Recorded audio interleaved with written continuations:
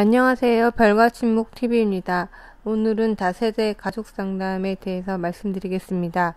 다세대 가족 상담은 머레이 보앤이 창시하였고 일반 체계 이론과 자연 체계 이론을 바탕으로 가족을 체계로 보았습니다.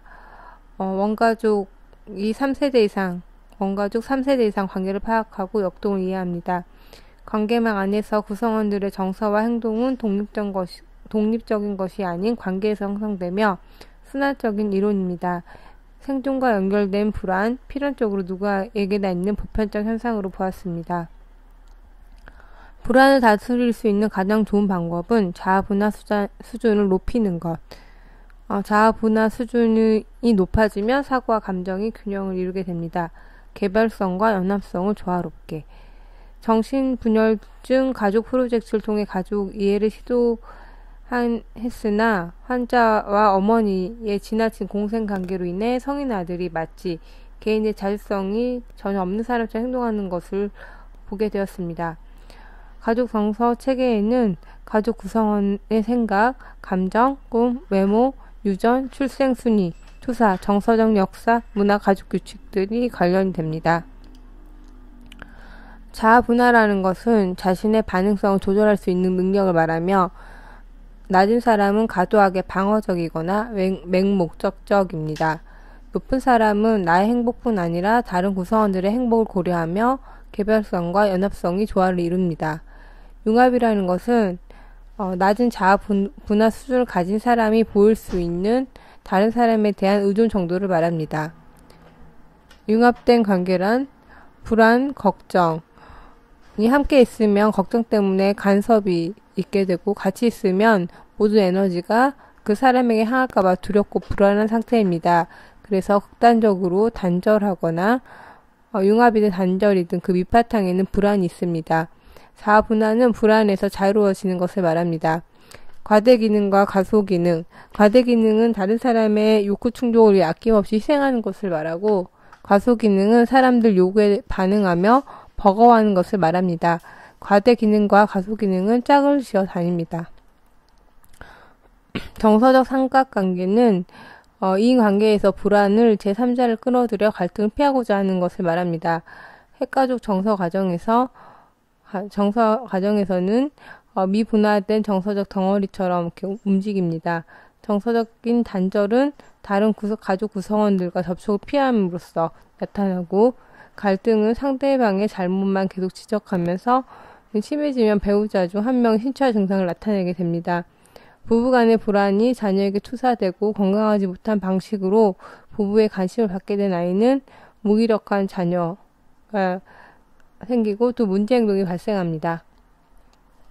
가족 투사 과정은 가족 내에서 불안이 투사되는 과정으로 부모가 자녀에게 전수하는 불안을 강조하고 있습니다. 불안의 수준은 자아-분화 수준과 밀접하고 여러 명의 자녀 중 한 사람에게 더 많은 불안이 투사됩니다. 그 자녀의 자아-분화 수준이 낮아지게 됩니다.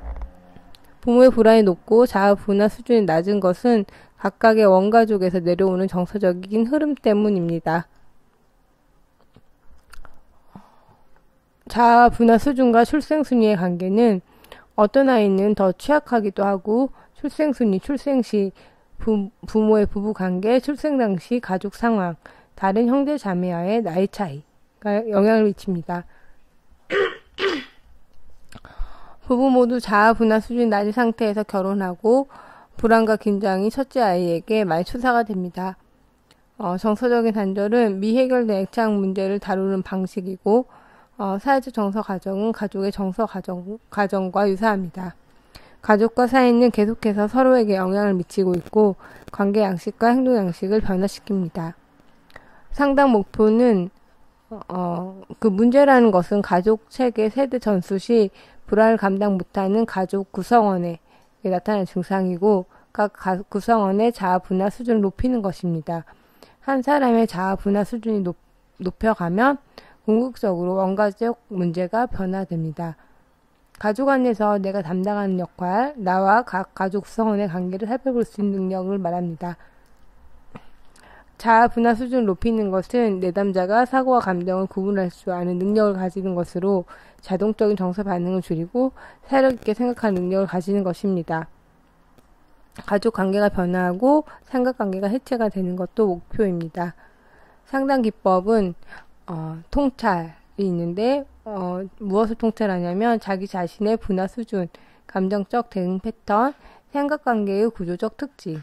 통찰을 해야 행동에 동기가 생기고 위기 상황에서 본능적 불안에 지배당하지 않습니다. 베티 카터는 원가족에게 편지 쓰기를 이야기하였고 필립 게리는 평소와 정반대되는 대처 방식, 관계 실험을 이야기하였습니다. 가계도와 가정 질문이 또 대표적인 상담 기법입니다. 맥골드립과 동료가 이용했던 가계도는 가계도의 목적과 사용 방법을 분명히 하였고 분석 방법을 세계적으로 정리하였습니다. 3세대 이상의 가족 특성을 묘사하였고 가계도는 반드시 객관적 정확한 정보를 담을 필요가 없습니다. 관계에 대한 평가가 각 구성원마다 다를 수 있습니다. 상담자가 내담자의 가족을 체계적으로 이해하고 궁극적으로 내담자 스스로 체계적 시각을 가지며 자아 분화 수준을 높이기 위한 것입니다. 평가 도구인 동시에 내담자의 변화를 일으킬 수 있는 도구입니다. 가정 질문은 상호작용의 특성을 통찰할 수 있도록 돕는 질문을 말하고 다세대 가족 상담은 남성의 가족과 여성의 가족이 연합되어 나타납니다.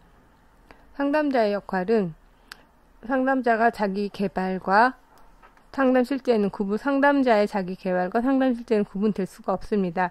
치료자의 자아 분화 자체가 상담 기법입니다. 이성적인 사고를 통해 원가족 체계를 파악하는 것이 상담 목표이며 상담자는 이성적이며 객관적인 태도를 유지해야 합니다. 치료자 삼각관계는 내담자들과 라포를 잘 형성하면서도 내담자들의 불안에 휩싸이지 않도록 객관성을 유지하는 것을 말합니다. 말의 내용보다는 상호작용이 중요하고 의사소통 양식에 집중합니다. 별과 침묵 TV 전문 상담사 1급 필기 대비였습니다. 구독은 큰 힘이 됩니다. 감사합니다.